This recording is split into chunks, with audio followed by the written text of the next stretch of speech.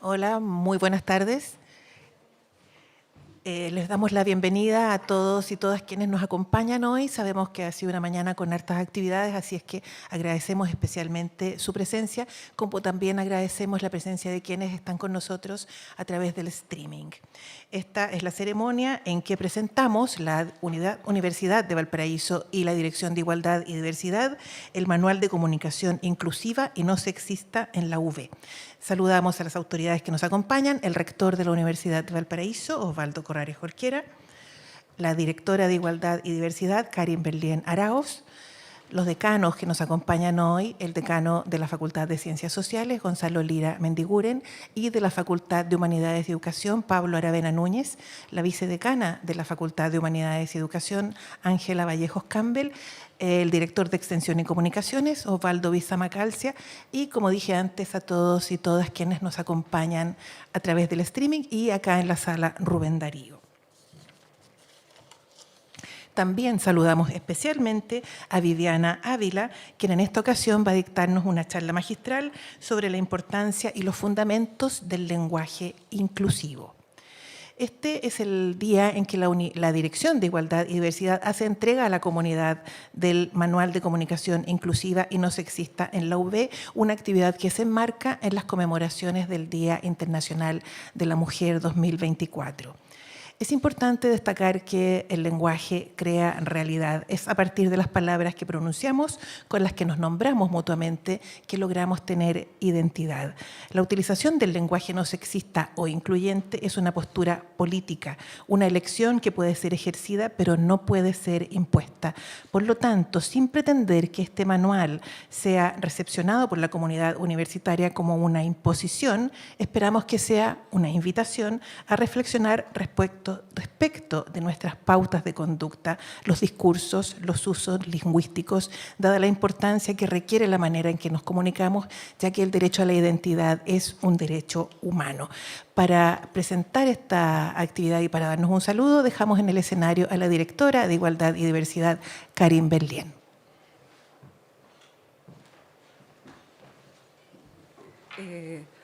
Buenos días a todas, todos y todes.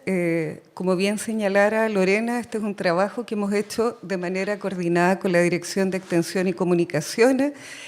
Es el fruto ya de un trabajo de más de un año de revisar, de cuidar todos los detalles que tiene este manual, que espera pueda ser una herramienta justamente para generar prácticas pedagógicas y comunicaciones al interior de la universidad en un trato igualitario y con respeto. Así que, sin más, y entendiendo que tenemos un invitado hoy día central y también está mi colega, director de comunicaciones, les dejo un cordial saludo y podemos conversar luego de la presentación magistral de la profesora Viviana. Muchas gracias.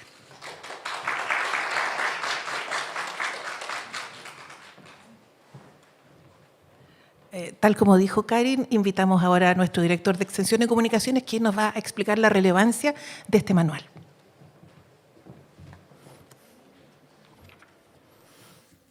Muy buenas tardes a todas las personas presentes y a quienes nos siguen por el streaming. En primer lugar, saludar, ¿no es cierto?, a las autoridades que nos acompañan, a todos y todas que se han tomado, ¿no es cierto?, el tiempo para estar en esta presentación. En primer lugar, yo quisiera agradecer a la Dirección de Igualdad y Diversidad, ¿no es cierto?, dirigida por la profesora Karin Berlien, por la oportunidad, por la invitación que en su momento nos hicieran para participar de este proceso.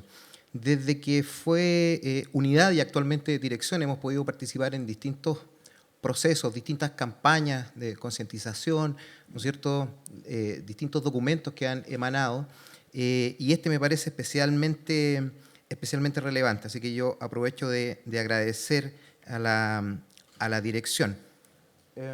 Siguiente, por favor. Hace un par de semanas, ¿no es cierto?, en esta misma sala, en la conmemoración del Día Internacional de la Mujer, este es un pantallazo de nuestra web, tuvimos la oportunidad también, o vio la luz, digamos, una campaña que para nosotros nos ha hecho mucho sentido. Siguiente, por favor. Y que es una campaña, si ustedes me permiten, nos vamos a adentrar brevemente en el proceso creativo de reflexión que hubo detrás de esta campaña, que es una campaña paraguas, ¿no es cierto?, que va a amparar de alguna manera las distintas acciones de la Dirección de Igualdad y Diversidad. Este fue un trabajo desarrollado con el equipo creativo de la Dirección de Extensión y Comunicaciones. Aprovecho de destacar ahí a Cristina Barangioni, a Verónica Flores, ¿no es cierto? ¿Y por qué me parecía interesante esto? Porque el desafío de aunar en ciertos conceptos que puedan resumir, sintetizar una serie de valores que están presentes en estas discusiones no es una tarea fácil. Y he querido, digamos, poner como lo que no se ve, ¿no es cierto? Cuando uno desarrolla este tipo de acciones creativas, lo que no se ve. ¿Cuáles fueron las reflexiones? ¿Cuáles fueron los conceptos que estaban aquí presentes? Siguiente, por favor. Aparece esta idea de respeto, ¿no es cierto?, asociado a la igualdad, mejor convivencia. Se fueron ahí articulando. Esto estaba asociado a la política integral contra las violencias de género y la discriminación, ¿no es cierto?, a lo que fue la presentación de esta política. Siguiente, por favor. Y como ustedes podrán ver, esto tuvo varios momentos, ¿sí? Y desde el lenguaje visual, que es uno de los elementos que también se toca, ¿no es cierto?, en el manual que hoy se presenta, se empieza a perfilar, ¿no es cierto?, hay algunas palabras clave, ¿no es cierto?, algunos conceptos. Respeto sigue apareciendo. Perdón la licencia. Me acuerdo que conversábamos acerca de la idea de respeto desde, nos sonaba Aretha Franklin, ¿no es cierto?, a propósito de respect, a propósito de la letra que le cambió, que originalmente ese tema es de Otis Redding, ¿no es cierto?, pero Aretha Franklin le hace algunos cambios en la letra y se transforma en un verdadero himno, hasta para nuestros contemporáneos, ¿no es cierto?, You Rachel y algunas canciones asociadas al respeto, ¿no es cierto?, que se han transformado en verdadero himno. Porque hay algo en esa palabra que parece que recoge, ¿no es cierto?, una serie de valores que son universales, que son transversales, ¿no es cierto?, que van incluso más allá de los documentos en sí mismos. Siguiente, por favor. Aquí hay otras iteraciones, ¿no es cierto?, pensando en esto. Siguiente, por favor. Siguiente. Y finalmente nos quedamos con esto, ¿no es cierto?, que es como el ejercicio de síntesis máxima. Dijimos, no necesitamos agregar otras cosas, ¿sí? Nos vamos a quedar con esta idea: más respeto, una mejor universidad, ¿no es cierto?, una mejor UE. Y es una especie de emblema, ¿no es cierto?, que va a ser un paraguas para las distintas campañas que vamos a realizar durante el presente año. Siguiente, por favor. Y asimismo pensamos que, ¿no es cierto?, este manual que hoy se presenta, este manual de comunicación inclusiva, se adscribe, digamos, a estos principios en materia de relacionarnos de manera respetuosa. Algunos apuntes, muy brevemente, algunos apuntes a propósito de este documento. Tal como decía la directora, finalmente es una invitación a la reflexión, ¿no es cierto? Y es una reflexión que finalmente excede lo meramente lingüístico. Yo creo que es una reflexión más bien filosófica, ¿no es cierto?, de ciertas conductas éticas. Cuestiones que finalmente no pueden ser impuestas, pero que se ejercen. Es una decisión ética finalmente que aporta a este necesario cambio cultural. Es un manual hecho con gran rigurosidad, ¿sí? Podríamos decir que le hace exigencias al idioma castellano, ¿sí? Lo exprime en sus posibilidades, en su riqueza, y de ahí que es una oportunidad, ¿no es cierto?, para hacer aparecer la belleza del lenguaje, ¿sí? No se vale de otros recursos, sino que desde el propio lenguaje, ¿no es cierto?, y desde indagar, digamos, en sus posibilidades, es que se construye este manual. De ahí, creo yo, un valor tremendo, y un valor sobre todo desde la universidad, ¿no es cierto?, desde la academia. Es tremendamente didáctico, con casos y aplicaciones frecuentes, sugerencias y alternativas para hablar o escribir respetuosamente, ¿no es cierto?, o dirigirse a distintas identidades individuales. Por lo tanto, invita a un cambio cultural en atención a la flexibilidad del lenguaje y su capacidad de transformarse, de recoger el espíritu de la época. Yo creo que aquí no se agota, ¿no es cierto? Esto es un manual que nos ofrece una oportunidad, así como hay otras formas. Yo creo que todavía estamos en un momento de inflexión, de un cambio cultural en materia de respeto. Por lo tanto, cualquier tipo, ¿no es cierto?, de requerimiento respecto a referirse respetuosamente a una persona, yo creo que necesariamente tenemos que tener esa posibilidad, esa flexibilidad. Siguiente, por favor. Y tal como decía, la imagen, ¿sí? Me quise detener en este punto porque es algo que nos toca a nosotros directamente desde nuestra Dirección de Extensión y Comunicaciones. Nosotros nos hemos empeñado ya hace bastante tiempo, incluso antes de este manual, precisamente en ir construyendo un discurso visual asociado, ¿no es cierto?, a hacer desaparecer ciertos estereotipos, ¿no es cierto? Y yo creo que el lenguaje visual abre una posibilidad creativa. Ahí hay una tremenda oportunidad para pensar en nuevas formas de relacionarnos y cómo eso se expresa a través de las imágenes. Siguiente, por favor. Pues bien, reflexionar sobre estas cosas es una tremenda responsabilidad ética, ya lo dije, y por cierto, menester de la universidad, ¿no es cierto? Porque si no, ¿dónde más? ¿No es cierto? ¿Dónde más? Finalmente, para poder construir una sociedad, ¿no es cierto?, más inclusiva y, tal como dice aquí, con mucho más respeto. Muchas gracias.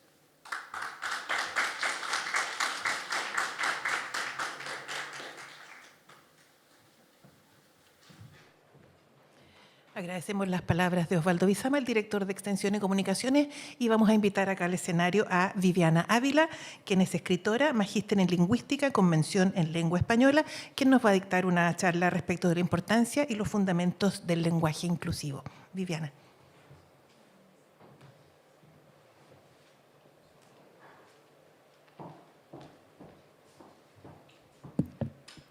Hola a todas, a todos, a todas las personas presentes. Muchas gracias por el espacio, muchas gracias por la oportunidad. A continuación les voy a presentar una charla bastante pedagógica en relación con el lenguaje inclusivo y, tal como se señala acá, sus alcances en la actualidad. Tenemos el índice de la presentación para mostrarles más o menos qué vamos a revisar a lo largo de esta. Soy profesora, entonces suelo hacer estas cosas con mis estudiantes. Avanza más rapidito para eso. Vamos a ver qué es el lenguaje. Primero, si hablamos del lenguaje inclusivo, tenemos que saber qué es el lenguaje o de qué cosas tratamos cuando hablamos del lenguaje. Lenguaje inclusivo, un video explicativo, mitos sobre el lenguaje inclusivo, algunas polémicas en torno a esta manera discursiva y el cierre de la presentación. Entonces, antes de sumergirnos en el mundo del lenguaje inclusivo, vamos a hablar cuestiones bastante generales, por supuesto, sobre el lenguaje y un par de definiciones que pueden ser coherentes respecto de esta propuesta y que le otorgan validez al lenguaje inclusivo, que le otorgan validez a lo que acaban de señalar acá las autoridades de la universidad en relación con la relevancia del lenguaje como una práctica social, como una manifestación del pensamiento, etc. Avance nomás, por favor. Eso. Entonces, por una parte, algunas teorías señalan que el lenguaje puede ser concebido como una facultad eminentemente humana, ¿cierto? Los seres humanos seríamos quienes estamos capacitados, dada nuestra naturaleza, para el lenguaje. Según algunas teorías generativistas, señalan que es una facultad del ser humano que se da en tanto somos seres sociales. Se activa en tanto somos seres sociales.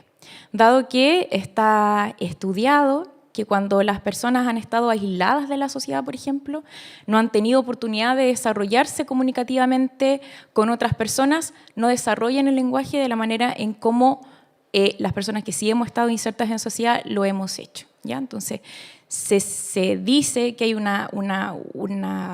proceso de adquisición de los códigos de la lengua y de la lengua humana que van desde más o menos el año y algo, los 2 años, hasta los 12 años. Por otro lado, otras teorías señalan que el lenguaje no sería tanto una facultad humana porque hay un par de cuestiones que son innatas a los seres humanos. Entonces, de ahí que se señale que, por ejemplo, el lenguaje es un proceso cognitivo más, junto, por ejemplo, con los procesos de atención, de memoria o de aprendizaje. ¿Por qué? Porque se ha descubierto que las guaguitas, cuando nacen, a las pocas horas de recién nacidas, pueden más o menos identificar el idioma que habla su mamá, o que hablan las personas que lo rodearon mientras se encontraba en desarrollo en el vientre. Ninguna teoría está en pugna con la otra, son distintas perspectivas para mirar el lenguaje.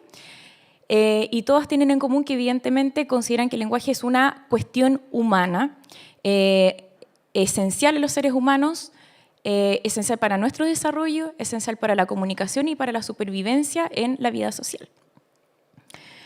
Por otra parte, se señala ahí que es un sistema de símbolos que nos permite comunicar ideas, pensamientos y sentimientos.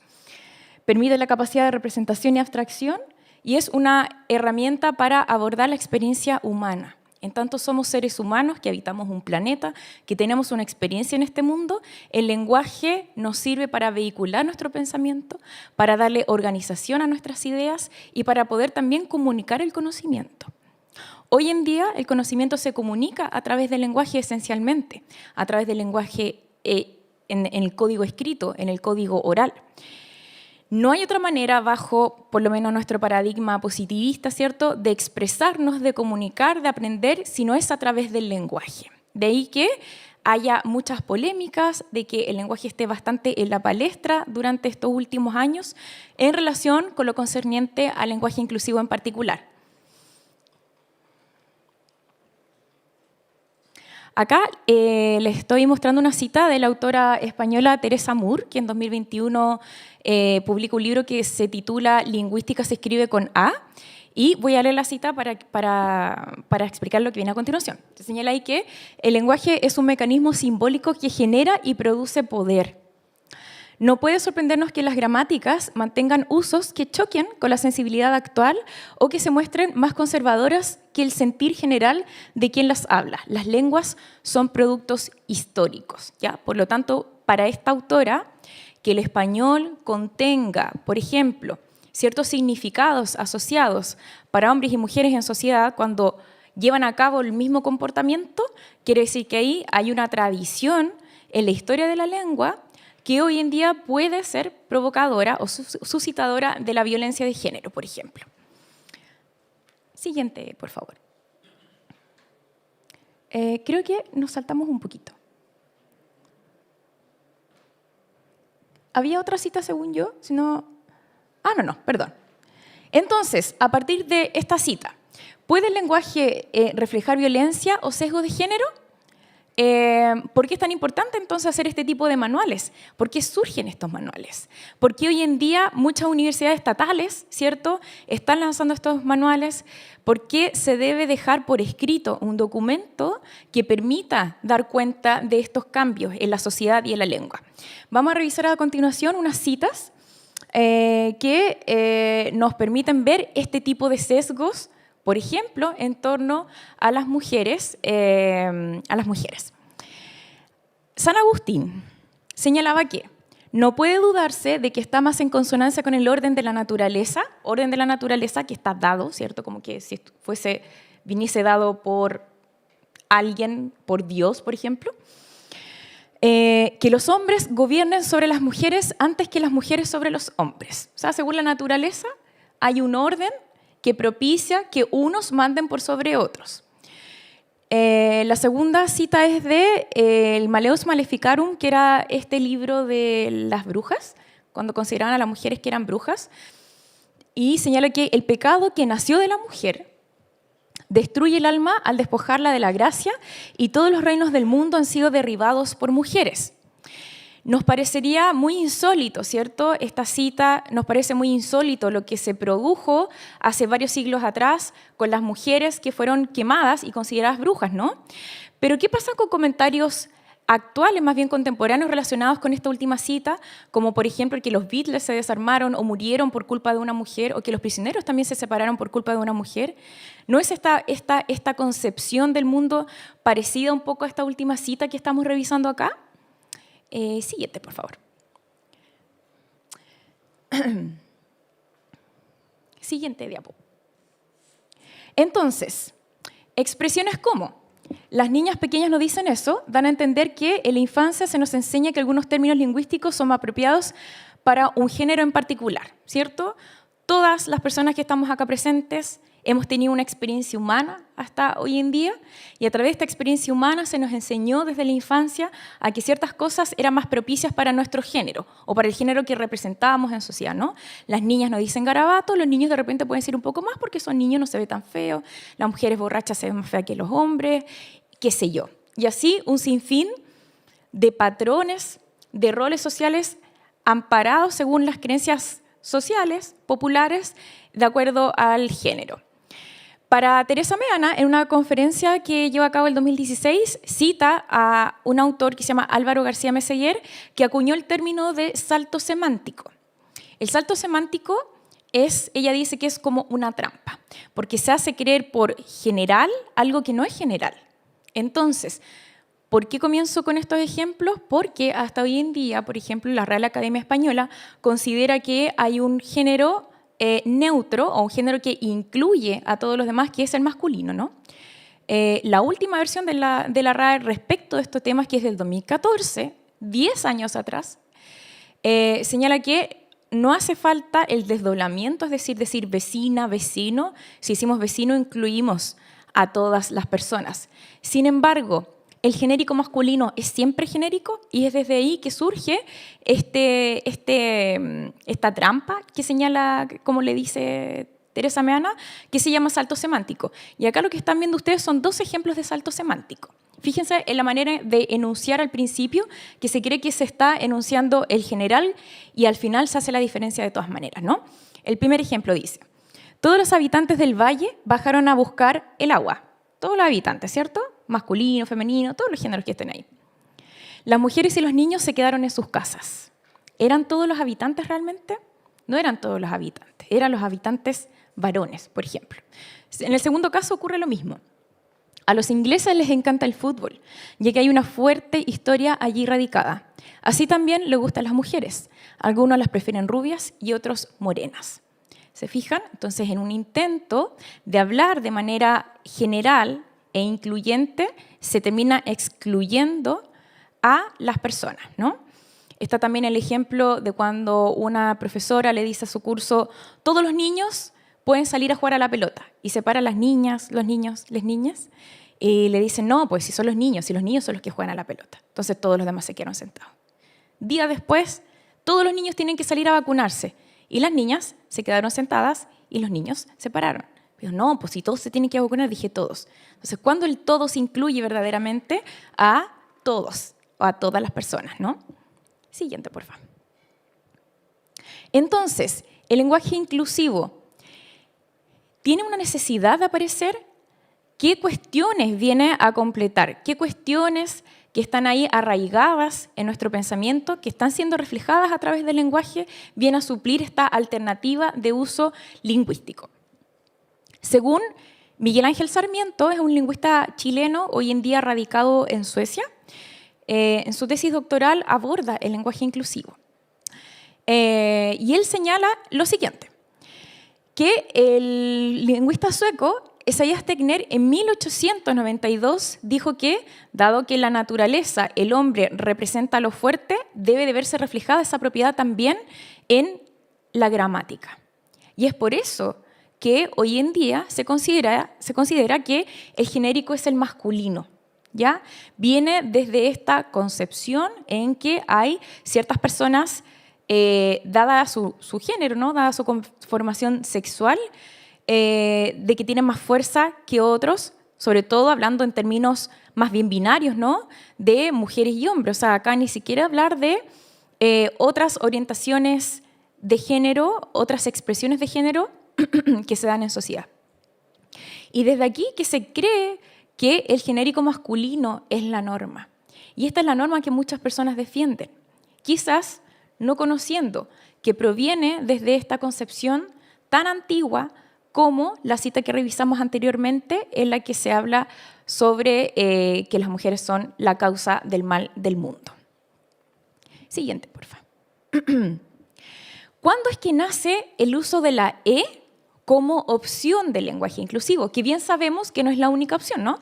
Ustedes en el manual tienen un montón de consejos acerca del uso del lenguaje inclusivo y de cómo podemos ir más allá del uso de la E para sonar incluyentes, ¿no?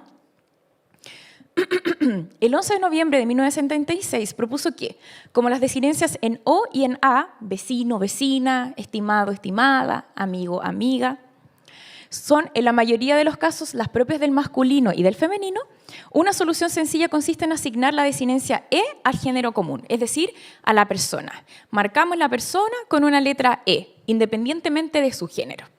Entonces ahí pongo la cita textual que señala Álvaro García Meseguer y señala: por supuesto que muchos lingüistas van a poner el grito en el cielo, probablemente más los lingüistas que las lingüistas. Pero eso poco importa. Hay que revolucionar el lenguaje que no es solo de les expertes, sino del pueblo todo que lo habla. La pureza, la tradición, etcétera, están muy bien cuando no son injustas o dañinas. Y en este punto hay daño e injusticia en el castellano heredado. Acá le llovieron un montón de críticas porque dijeron el español como código, ¿no? Como una lengua, como un sistema de códigos, ¿cómo va a ser violento si es un sistema de códigos? Quienes violentos son las personas que emplean el idioma para manifestarse. Muchas gracias. Entonces, claro, acá habrá alguna corriente que señalará que esto es así, que al ser la lengua un sistema de códigos que emplean los seres humanos para poder comunicarse, no es que la lengua contenga en sí misma violencia, ¿ya? Sino que son las personas que en sus constructos cognitivos reflejan su pensamiento a través del lenguaje. Sin embargo, para otras autoras como Teresa Moore, que fue la primera cita que revisamos, sí habría injusticia en el español heredado, en tanto la lengua también es un producto histórico. Y en tanto producto histórico, contiene, por lo tanto, todo este devenir de violencia que se ve expresado en nuestro propio código, porque claro, si una mujer comete ciertas cosas en sociedad que un hombre no, por ejemplo, pensemos en el caso de una mujer que puede relacionarse o pinchar con varias personas en una fiesta. Pensamos en todas las palabras que se le pueden asociar, ¿cierto? Yo sé que están pensando en esas palabras que son terribles, ¿cierto? Que tienen que ver con la prostitución y todas sus variantes que tenemos en español para aludir a este término. Pero si pensamos tradicionalmente, ¿no? Tradicionalmente en un hombre que lleva a cabo la misma actitud o que ejerce esta misma actitud en sociedad, puede ser considerado todo lo contrario, ¿no? Como un hijo de tigre, como un sensei, etc. Es la misma actitud, es el mismo comportamiento social en sociedad, sin embargo, son distintos los roles sociales. Y de ahí que pensemos de manera diferente, entonces ahí se justificaría esta otra línea que señala que puede entonces el español contener esta violencia en tanto producto histórico, en tanto la lengua es un producto histórico. Yo les muestro esas perspectivas para que las puedan conocer, porque ya que estamos hablando de estos temas. Entonces, ¿el lenguaje inclusivo tiene incidencia en la vida de las personas? ¿Es solo un capricho? ¿Es que queremos hacernos los progres, cierto? Y creer que somos personas democráticas, que incluyen a todas y a todos en el discurso. ¿Cómo es que hacemos aparecer estas realidades? A finales de los 70, principios de los 80, lingüistas españolas como Teresa Meana, como Mercedes Bengoechea, comenzaron a disputar su espacio en el discurso. Decían, claro, hablan de los académicos, pero aquí también habemos académicas. Hablan de los profesores, pero acá también habemos profesoras. Por lo tanto, es hora de que nosotros también aparezcamos en este discurso. ¿Y cuáles eran los comentarios o los argumentos que comenzaron a surgir en ese tiempo? Más o menos los mismos que hay ahora en relación con el uso del lenguaje inclusivo. Entonces, por ejemplo, Teresa Meana dice, en el poema del Mío Cid, el primer poema en español, cuando había hombres y mujeres, se decía que había hombres y mujeres. Las campesinas y los campesinos bajaron al valle e hicieron tal cosa. Y entonces, ¿cuándo se empieza a hablar de esta supuesta economía del lenguaje? La economía del lenguaje la plantea un autor, un lingüista que es Martinet. Pero Martinet no refiere al genérico masculino. Martinet refiere a que con pocos recursos podemos decir muchas cosas, ¿cierto? Por ejemplo, si yo digo, ¿me traen agua? Que ya me trajeron, muchas gracias. Si digo, ¿me traen agua? Yo no necesito, ocupé, me traen agua. 3 palabras para pedir algo, para llevar a cabo una petición. Yo no dije, ¿puede alguien buscar un vaso, ir donde haya una fuente de agua, dar la llave, llenar el vaso con agua, cerrar la llave, devolverse y traérmelo? No decimos eso. ¿Por qué? Porque en el español, o en la lengua que ocupamos, empleamos la economía del lenguaje, la cantidad mínima de recursos para decir el máximo sentido, ¿no? A eso refiere la economía del lenguaje. No refiere a emplear solamente un genérico que pretendemos que incluya a los demás cuando desde ya conocemos su historia, ¿no? Cuando desde ya conocemos sus raíces y las razones a partir de las cuales se empezó a forjar y se empezó a incrustar y a cristalizar más o menos y a ponerse como una regla, ¿ya? Y como a partir de esta regla decir que hay una manera correcta de hablar y de pronunciarse en el discurso, dejando de lado o menospreciando todas las otras o todas las demás. Entonces, ¿y tiene incidencia en la vida o es solo un capricho? Por favor. Hoy en día contamos con un marco legal. De hecho, esto, como bien dice ahí, la fuente la obtuve del manual que ustedes hicieron. Hay 2 leyes que están amparando o respaldando esta manera de hacer discurso, ¿no? En primer lugar, la ley 20.609, ¿cierto? La ley Zamudio, ley antidiscriminación en relación con la violencia discriminatoria de distintas personas, ¿no? Y la ley 21.190, que es más reciente, del 2018, que reconoce y da protección al derecho y a la identidad de género. El objetivo de esta ley es permitir el cambio de nombre y de sexo registral de una persona cuando su partida de nacimiento no se corresponda o no sea congruente con su identidad de género. Y además reconoce el derecho a la identidad de género y la protección contra la discriminación por expresión de género. Avancemos, por favor. Para efectos de esta ley, se entenderá por identidad de género la convicción personal e interna de ser hombre o mujer. ¿Cierto? Es una convicción interna que todas las personas tenemos y podemos expresar en sociedad o debiésemos poder expresar libremente en sociedad. Tal como la persona se percibe a sí misma, la cual puede corresponder o no con el sexo y nombre verificados en el acta de inscripción de nacimiento, ¿cierto? De hecho, hoy en día en los estudios sociales ya no se habla de sexo, ¿cierto? Como esta atribución más bien de orden genital con la que nacemos todas las personas, sino que se habla de género como parte de la identidad sexual de las personas, como la expresión de la sexualidad de las personas, de la orientación sexual, perdón. Siguiente, por favor. Vamos a ver un video, no completamente, para que pongamos atención. Es bastante didáctico y así después podamos seguir con el resto de charla que nos queda para revisar los mitos, para revisar algunas polémicas y luego ya cerrar nuestra presentación.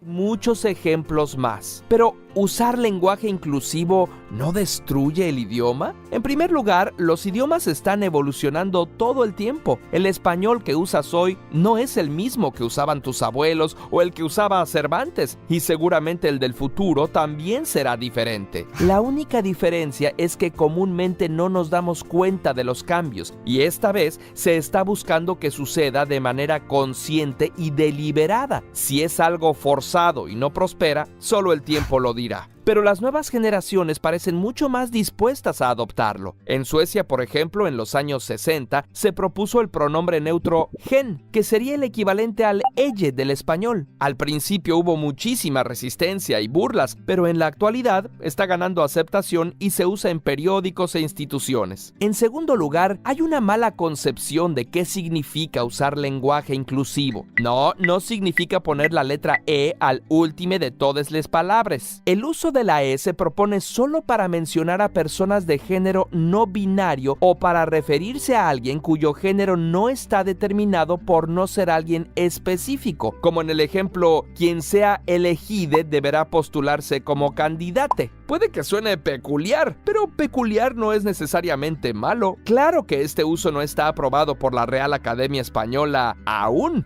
A reserva de lo que podamos discutir sobre la legitimidad de la RAE, por ahora conviene mencionar que la Fundación del Español Urgente, Fundeu, organización apoyada por la Real Academia, sí dice que si lo que se quiere es dar una imagen más representativa de la realidad y sobre todo hacer la realidad más inclusiva, el lenguaje es una de las herramientas más eficaces. Darle nombre a lo que queremos que exista, a lo que queremos identificar, fomentar y cuidar. Nombrar es siempre uno de los primeros pasos y lo es precisamente porque posibilita el reconocimiento que está en la base misma de la existencia. Así es, están a favor. No específicamente de la E neutra, pero sí de un lenguaje más inclusivo. Entonces, si te parece demasiado radical usar la E inclusiva, aquí te van algunos consejos para usar lenguaje incluyente que no hacen enojar a la RAE. 1. Usar los femeninos de las profesiones cuando quienes las ejerzan sean de ese género. Sí, la Real Academia acepta presidenta, ingeniera, médica, arquitecta, jueza y, aunque suene raro, hasta pilota, obispa y muchas más. Y aunque algunas palabras como música, química y jardinera ya significan otra cosa, nada impide la polisemia, o sea, que signifiquen también otra. 2.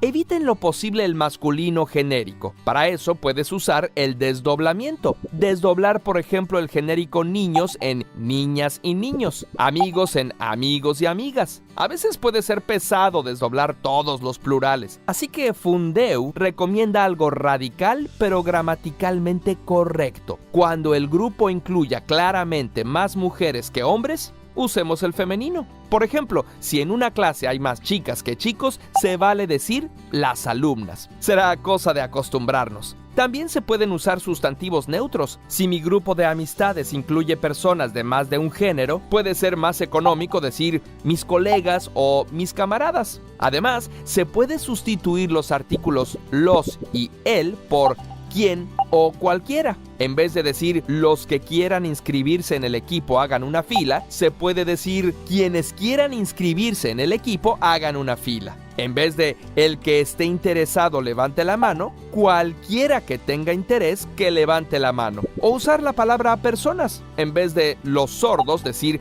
las personas sordas.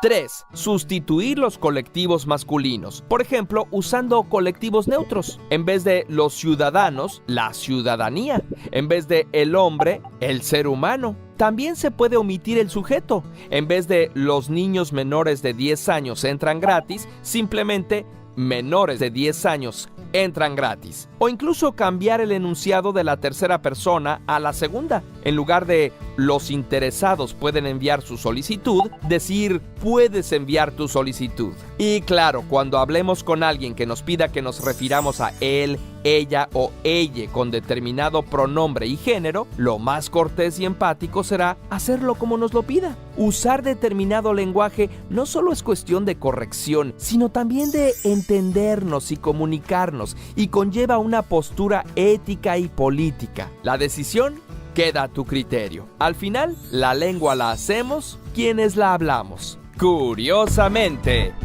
Muchas gracias.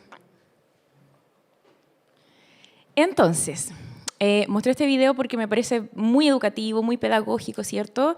Y contiene un montón de consejos que sí aparecen en el manual que ustedes crearon. A partir de lo que hemos revisado, de los antecedentes acerca del lenguaje, acerca de los inicios, de las necesidades a partir de las cuales nace el lenguaje inclusivo, vamos a revisar algunos mitos que giran en su contra, vamos a revisar algunas de las polémicas del último tiempo en relación con el lenguaje inclusivo, para cerrar de nuevo con qué es el lenguaje y por qué evidentemente el lenguaje inclusivo sí debiese tener cabida en nuestra sociedad. ¿Ya? Entonces, vamos a ver los mitos que se revisan a continuación. Que aparezcan todos nomás, está bien, muchas gracias. El lenguaje se va a desarmar o se puede dañar con el lenguaje inclusivo, ¿ya? Ese es uno de los mitos que más comúnmente aparece en los comentarios de cualquier noticia relativa al lenguaje inclusivo. Genera bastante polémica el lenguaje inclusivo. Cada vez que aparece una noticia al respecto, se llena de comentarios y todos los comentarios tienen que ver con que el lenguaje se va a desarmar o se va a echar a perder. Cuestión que es imposible, dada la naturaleza del lenguaje. El lenguaje lo contenemos en las personas, no se puede desarmar dentro de nosotros, porque forma parte de nosotros. Por otro lado, las lenguas son sistemas de códigos. Ese sistema de código no se puede desarmar. Yo no puedo decir de un día a otro, ya no vamos a decir hermanos, vamos a decir coco. De ahora en adelante, hermano no se dice hermano, se dice coco. Nadie me va a pescar, porque es imposible, no tiene razón de ser.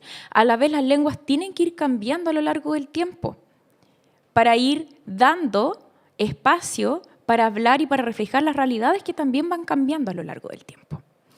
El segundo mito tiene que ver con que el lenguaje inclusivo es un invento de la llamada ideología de género, ¿no? Es un invento que crearon las feministas para desarmar la gramática y qué sé yo, ¿no? Sabemos que la ideología de género no existe, que es una manera peyorativa para aludir a los estudios de género, que son investigaciones serias que se han venido concretando durante las últimas décadas. Entonces, ya hablar de ideología de género evidentemente tiene una carga bastante peyorativa y sabemos que no es un invento necesariamente desde la ideología de género, sino que es una propuesta que señala en un principio las mujeres, ¿cierto?, lingüistas a fines de los 70, principios de los 80, y que va teniendo una historia de evolución hasta que Álvaro García Meseguer dice, mira, ocupemos la E, ¿no? Entonces, a muchas personas les sorprende saber como, oh, mira, es un hombre el que propuso esta alternativa de uso. El tercero, todas las personas van a decir le mece o le sigue, y hay comentarios en internet que dicen eso, ¿no? Que era también a lo que aludía el video que vimos anteriormente, y evidentemente no, tiene que ver con el uso de pronombres, ¿no? De las palabras que sirven para aludir a las personas. Entonces no es un cambio para todas las palabras.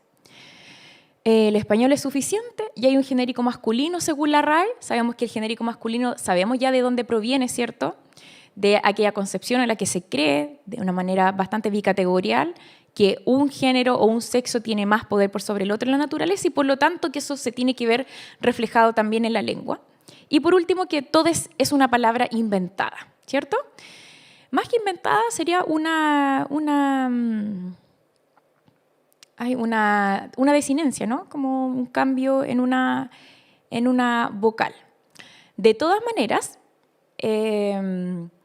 hay muchas palabras inventadas. Necesitamos inventar palabras todo el tiempo porque van surgiendo nuevas cosas todo el tiempo. Y al surgir nuevas realidades, necesitamos darle representación y abstracción a través del lenguaje. Algo que surge y que no tiene lenguaje, ¿cómo le damos forma? ¿Cómo la hacemos aparecer en la esfera de lo social si no tiene manera de ser nombrada? Entonces, por eso es importante que las cosas y las realidades se nombren para que tengan forma, para que adquieran sentido. Entonces, por eso ahí pongo ese ejemplo de la palabra TikTok, que no está registrada en el diccionario, entonces, hoy no lo tiene la RAE. Sí, mira, la RAE va recogiendo ciertos usos. ¿Y cuándo los recoge? Cuando aparecen, por ejemplo, en la prensa, cuando aparecen en la televisión. Entonces la RAE dice, mira, esta palabra se ha recogido bastante en la zona del Cono Sur, por ejemplo, o en la zona de tal lugar. Creo que podemos agregarlo ya al diccionario porque es una palabra que se encuentra en uso. Es una palabra que está viva en el fondo, ¿no? Y eso pasa todo el tiempo. La lengua se vale de distintos recursos, neologismos, ¿cierto? Palabras que van naciendo. Cuando no existía Twitter, no existía la palabra Twitter. Y no existía la conjugación del verbo tuitear. Yo tuiteo, tú tuiteas, él tuitea. Incluso ahora está en español, ¿no es cierto? Está castellanizado. Se puede escribir con T-U-I-T-E-R, ¿no? Eso es normal. A todas las lenguas del mundo tienen que comenzar a inventar palabras a veces para darle cabida, para darle forma y representación a esas realidades simbólicas que comienzan a existir y a las que hay que darle forma para poder representarlas, abstraerlas y significarlas. Entonces, ¿por qué ocurre este tipo de polémicas? Recordemos que, por ejemplo, finales del 2018 se comenzó a debatir y se empezó a hacer una campaña ¿cierto?, propagandística en torno al acoso callejero, ¿no? Entonces no era un piropo, sino que era acoso callejero. ¿Cómo se lleva a cabo el acoso callejero? Además de las miradas y de los gestos y de los sonidos, a través del lenguaje, ¿no? Alguien me tira un lenguaje, alguien me ofende con la palabra, ¿cierto? Alguien hace un comentario sobre mí que yo no he pedido, de una persona que es desconocida para mí y que generalmente puede ejercer un poder porque me intimida, ¿no? Entonces, esta realidad que le ocurría a las personas, en particular a las mujeres, comenzó a tener forma de fundamento legal. Y ahí, por ejemplo, en la parte donde está el numerito 1 abajo, dice actos de carácter verbal o ejecutados por medio de gestos. En este caso, se impondrá una multa de 1 a 3 unidades tributarias mensuales. Y surgieron una serie de comentarios relacionados con, ya, pero ¿cómo vas a dar cuenta de que alguien te dijo algo en la calle? O sea, es ilógico pensar en que esto se puede pensar así. A continuación, les voy a mostrar unos comentarios. La verdad es que escogí unos comentarios bastante más inocentes de los que habían en esta cadena de comentarios. Ya son de 2019, que es cuando se se publica esta ley. Entonces, en el primer comentario dice, ¿por qué no aprueba la ley para subir los sueldos a los jubilados? Ahí se hacen los... no quiero decir un garabato. Porque este comentario me gusta porque tiene relación con con lo que vamos a ver más ratito, que es cada vez que aparece en la esfera pública un tema que empieza a ser contingente y que se muestra que es importante para cierta población que está estigmatizada socialmente, se desvía el tema hacia otros. ¿Qué tienen que ver las pensiones con el acoso callejero? No tienen que ver necesariamente. Son dos temas que corren por riles paralelos, importan evidentemente, pero no viene al caso. Entonces la argumentación ahí es bastante esquiva, se pega una vuelta bastante larga respecto del tema en cuestión que correspondía al acoso callejero. En el segundo comentario dice, creo que hay mujeres que desean que las acosen, las que dicen tanto color que le ponen. Y ahí tenemos un tercer comentario que dice, eso está muy bueno. Vamos por el segundo ejemplo de polémica. Tenemos al profesor José Massa, físico, que señala que me produce violencia el lenguaje inclusivo. Esto fue el año pasado, 2023. No sé si la vieron esta noticia, la recuerdan. Entonces, ¿qué señala él? Aceptar, en realidad, como que el lenguaje inclusivo, ¿para qué? ¿Para qué? Mejor aceptar a todos, a los niños Down, a los niños TEA, a las personas que tienen dificultades para caminar. La verdadera inclusión, por eso lo pongo en negritas ahí, está en brindar oportunidad a todos y no en el lenguaje. ¿Hay una verdadera inclusión? ¿La inclusión en el lenguaje respecto de los temas de género no es verdadera? ¿Es menos importante que la inclusión en términos generales de personas con discapacidad en sociedad o con trastorno del espectro autista, que es el ejemplo que aborda acá el científico? Entonces, ¿por qué se ponen en pugna distintas cuestiones que están apuntando a distintos derroteros, ¿cierto? En este caso, tiene que ver con el lenguaje inclusivo. ¿Por qué hablamos de otra cosa? De hecho, es interesante porque en esta nota, en esta noticia, el físico apunta a que, claro, ahora como soy viejito, ya como que no me toman tanto en cuenta y me tratan diferente. Y ese trato es un trato lingüístico también. Cuando joven le pasaban cosas que ahora no le pasan de mayor. Y ahí hay una discriminación. Y es una discriminación que se da también a través del lenguaje. Entonces está dando cuenta de eso, pero no está consciente de lo que está diciendo, ¿no? Y tenemos los siguientes ejemplos que se relacionan con todas las iniciativas de prohibir el lenguaje inclusivo. Tenemos una primera acá en Chile. En 2021, diputados de Renovación Nacional presentan proyecto para prohibir el lenguaje inclusivo en la educación parvularia básica y media. Este proyecto de ley consta de 3 planas. En una primera plana citan a que en Francia también se propuso prohibir el lenguaje inclusivo, y en Francia se habla otro idioma, por ejemplo. Luego señala que en Bolivia también se está tomando esa alternativa y que el autor Mario Vargas Llosa dice que le provoca mucho ruido el lenguaje inclusivo. Y esas son las citas, esos son los fundamentos de este proyecto de ley. Y luego el proyecto de ley se acaba. Es eso. No hay ninguna consulta a un especialista, no hay consulta a psicólogos, a sociólogos, a lingüistas, por ejemplo, que tiene que ver con un tema bastante ligado a la disciplina. El año 22, diputados presentan proyecto para prohibir el uso del lenguaje inclusivo en colegios. Y dicen, no estamos dispuestos a ceder territorio lingüístico a una herramienta política. Evidentemente es una herramienta política, y ellos también son políticos, están haciendo política, ¿no? Y además esta metáfora como del territorio de la guerra, ¿no? No queremos ceder nuestro territorio lingüístico a estas otras personas, ¿no? Se entiende por defecto que aquí hay una pugna territorial entre una disputa lingüística que da a conocer o evidencia ciertas realidades que quizás no quieren que se aparezcan, ¿no? Porque rompe con el conservadurismo de ciertos sectores sociopolíticos, ¿no? Tenemos otra más, muy cercana en el tiempo, ¿cierto? En nuestro país vecino, en Argentina, el gobierno de Javier Milei prohibirá el lenguaje inclusivo y todo lo referente a la perspectiva de género. Todo lo referente, ahí se ocupa un neutro, ¿cierto? Todo lo referente, todo lo que tenga que ver con perspectiva de género, no lo queremos. en la Administración Pública Argentina, según anunció este martes el portavoz presidencial, ¿no? No se va a poder utilizar la letra E, la arroba, la X, y se va a evitar la innecesaria inclusión del femenino en todos los documentos. Innecesaria inclusión.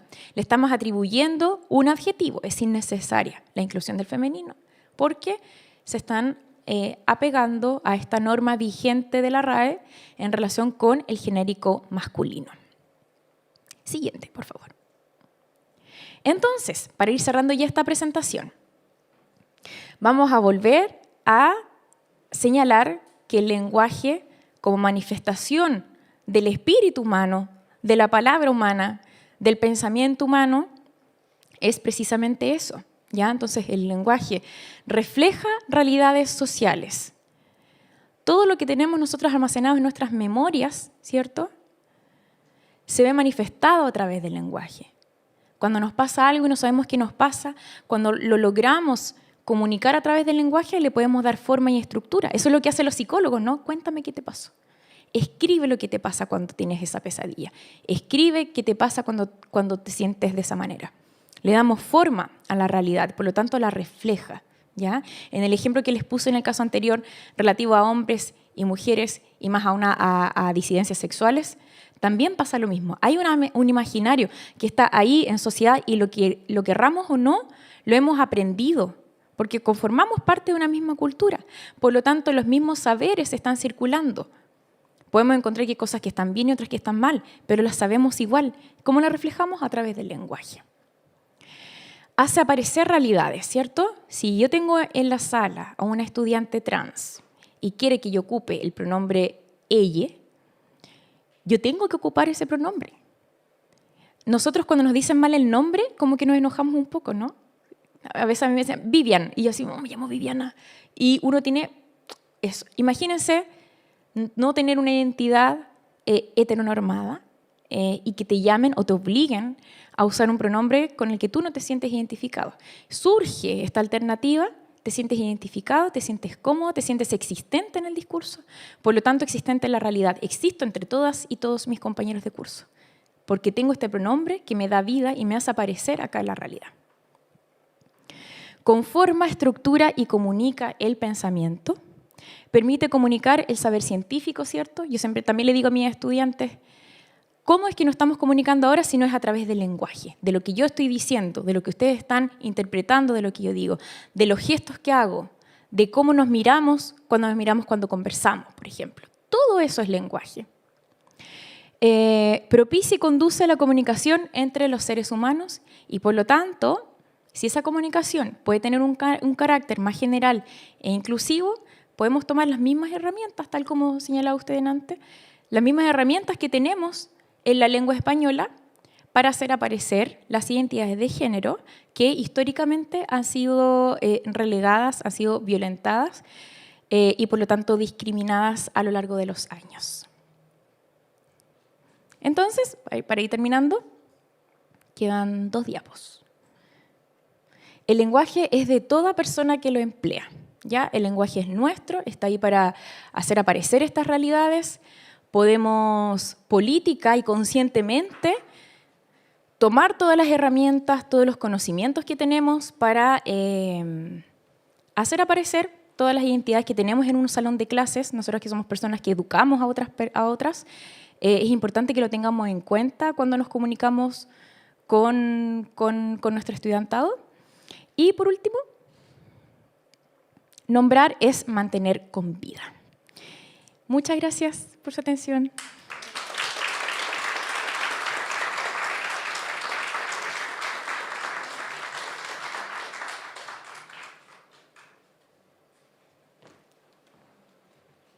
Junto con agradecer la presentación de Viviana Ávila, que va a quedar disponible para quienes quieran revisarla, consultarla, en el canal YouTube de la Universidad de Valparaíso. Ahí está registrada esta ceremonia y, por supuesto, la charla que nos acaba de entregar Viviana. Invitamos ahora a continuación a dirigirnos la palabra al rector de la Universidad de Valparaíso, profesor Osvaldo Corrales.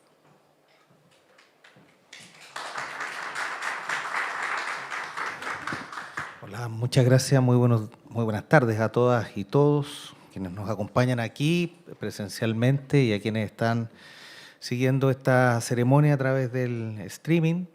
Hoy día agradecer a la profesora por su charla, por su aclaradora perspectiva sobre un tema que efectivamente es controversial. Y que sea controversial no es necesariamente malo en el sentido que nos hace reflexionar, que nos hace hacernos preguntas sobre cuestiones que a veces no nos hacemos preguntas. Cuando no nos hacemos preguntas sobre algo, solemos decir que ese algo está naturalizado, ¿no es verdad? Que pasa a formar parte como de una especie de orden predado en la realidad. Y cuando nos hacemos preguntas, lo que hacemos precisamente es desnaturalizar, sacar de ese orden predado y plantearnos si las cosas pueden ser de un modo diferente. Y me parece que en parte de la charla precisamente hay esa invitación a plantearnos que las cosas pueden ser de un modo diferente y en este caso también de un modo que sea mejor, que sea más acogedor, en el que las distintas personas que formamos parte de una sociedad, de una comunidad, nos sentamos mejor representadas, mejor reflejados, mejor reflejadas. Así que muchas gracias. Parte del lanzamiento de este manual tiene que ver precisamente con aquello.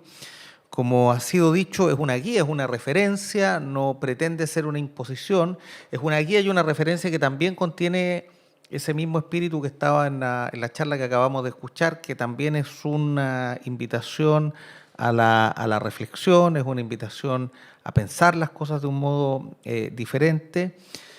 También me parece a mí que es una referencia que nos tiene que ayudar a normalizar una nueva forma de entender las cosas y que nosotros hemos comenzado a aplicar en todas nuestras comunicaciones oficiales, también en toda nuestra documentación. No obstante, no es una obligación para nuestra comunidad. Sin embargo, nosotros y nosotras, los que conformamos parte del gobierno universitario, sí lo hemos adoptado como una obligación en nuestras comunicaciones oficiales, en nuestros reglamentos, en los distintos dispositivos mediante los cuales los actos administrativos se ejecutan, porque nos interesa, digamos, y tenemos un compromiso con promover una visión que, les insisto, busca ser más acogedora de las distintas subjetividades que existen y que forman parte de nuestra comunidad universitaria. De modo que también cumplimos un compromiso, también este es un hito muy importante desde ese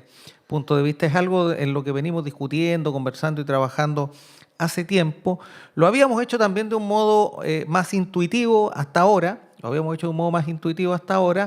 el que lo consolidemos en un documento, el que le llamamos manual, también supone madurar ese proceso que hasta ahora ha sido más intuitivo, reflexionar mejor acerca de cómo podemos, ¿no es verdad?, hacer que el lenguaje que hablamos habitualmente al interior de la universidad y las comunicaciones oficiales que en ella se circulan puedan efectivamente entonces dar cuenta de una perspectiva que también sea más empática con la experiencia de quienes forman parte de nuestra comunidad. Así que yo quisiera, bueno, ya le agradeció a la profesora por su charla, quisiera agradecerle al equipo también de la Dirección de Igualdad y Diversidad y a todos quienes participaron por este empeño.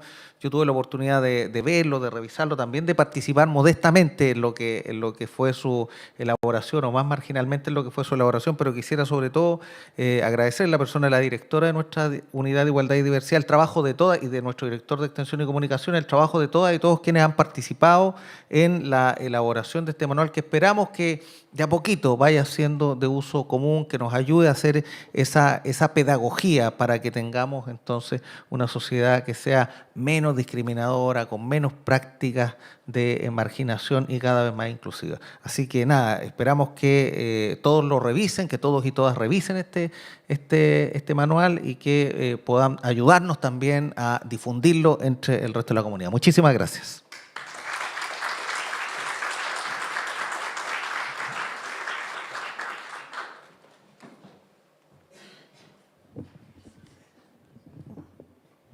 Muchas gracias, rector, por sus palabras, y de esta forma damos término a este acto en que hemos presentado el Manual de Comunicación Inclusiva y No Sexista en la UV, manual que está disponible en la página igualdadydiversidad.uv.cl para que lo descarguen, lo hagan propio, lo practiquen, ojalá. Muchísimas gracias por su compañía y les invitamos a compartir un café.